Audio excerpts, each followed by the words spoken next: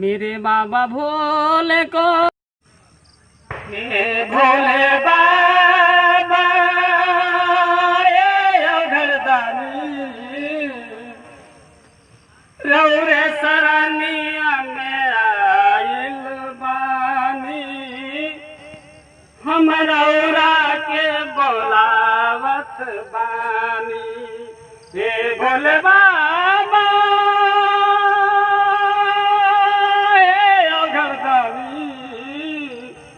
रौरा सरनिया में आइल बानी रौरा के हम बोलावत बानी मेरे भोले बाबा हे भोलेनाथ रौरा सरनिया में आइल बानी रौरा के ओम नमः शिवाय मेरे बाबा हे बाबा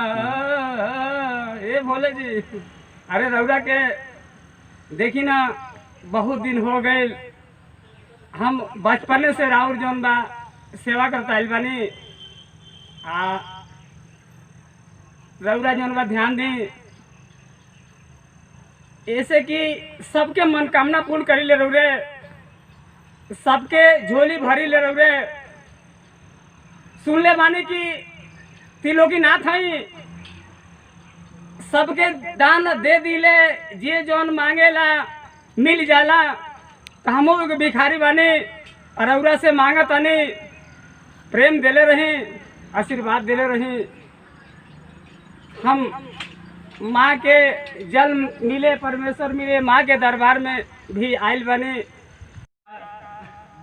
यह देखिए माँ को सबसे प्रथम भगवान भोले के तो सदा ही भगवान भोले के अधीन रहे हैं और रहेंगे,